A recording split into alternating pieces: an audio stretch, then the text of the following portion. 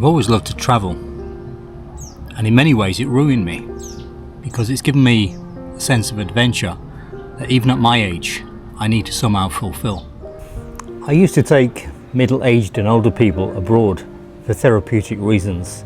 These people had suffered from serious levels of violence, often losing members of their own family. And in some ways that's the catalyst for the type of work I'm doing right now. That's why I'm speaking to you maybe. Not because you've suffered in that way, although you may have done, but simply to show you the opportunities that travelling abroad can give an older person.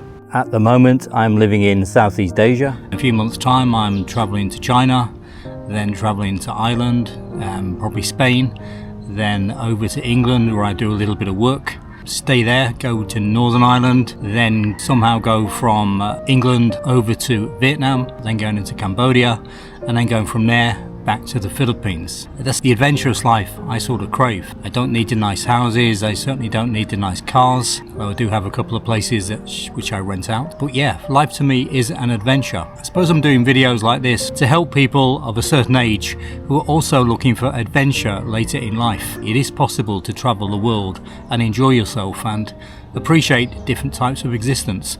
I've always lived a life which is a little bit different to the norm. One thing which changed my life dramatically was when my father was dying, on his deathbed actually. I promised him that I would always look after my mother, and for the next 12 years I basically dedicated my life to her, given lots of time. She ended up getting Alzheimer's, and about the only thing in my entire life that I'm really proud of is that I kept that promise I made to my father as he was dying. I looked after my mother, his wife, until she too died. Sometimes we hear on the internet the hero's journey. Somebody's done something, life has gone wrong, then over time they've got better and better, they become the hero. Well, I'm certainly no hero. Apart from this occasion when I looked after my mother, I think I was a hero, because that was really tough. And any of you that are a full-time carer, my heart goes out to you. And if you ever want to chat to someone you've never met before, let me know and we'll arrange a video call. Anything I can say that helps, I'll do my best for you. I left school at 16, mainly for financial reasons. At the time I was 16, I was living in England. It was very easy to get a job, very easy to earn quite good money. So I did that. I didn't really see the point in the education system. School was okay, I enjoyed it. I played lots of football, which was my main achievement. But then years later, about 10 years later, I decided education could be better than I thought. I'd always craved a university education but never had one. At about 30 I did my first degree, and then I carried on, I did another degree and ended up getting a doctorate degree.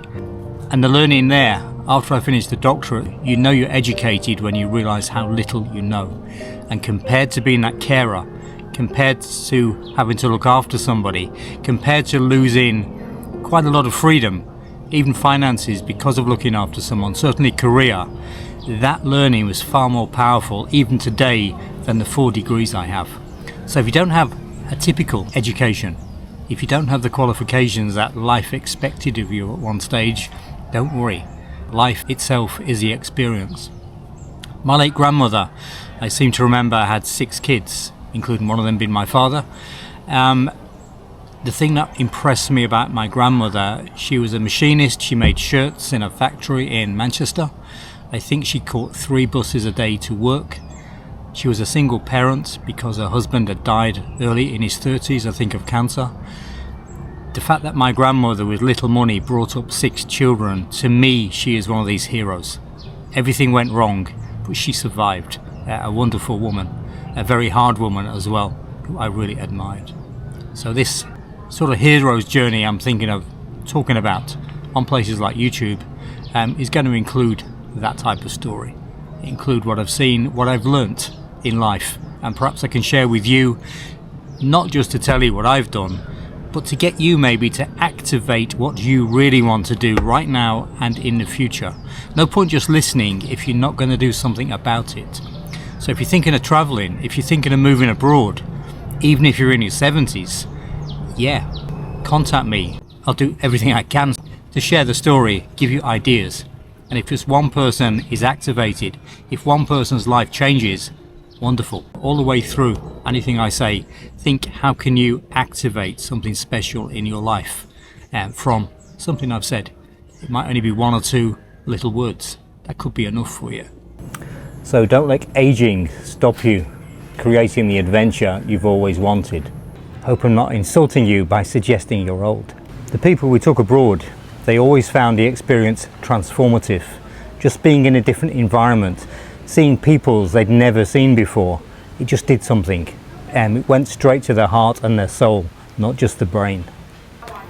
I talk about the hero's journey. I stress nothing seriously bad has ever happened to me. I'm certainly no hero, but these people we used to take away, I think they were all heroes. In fact, I know they were all heroes. In life, we all end up suffering from sadness, from death, from illness. That's just unfortunate. But by traveling abroad, by always craving adventure, irrespective of our age, maybe we can be excited, maybe we can have a childlike brain forever. Who knows? That's why I travel, that's why I love it, and that's why I love helping people to transform themselves. If you want to have a chat, just drop me a line. Have a great week. Bye bye.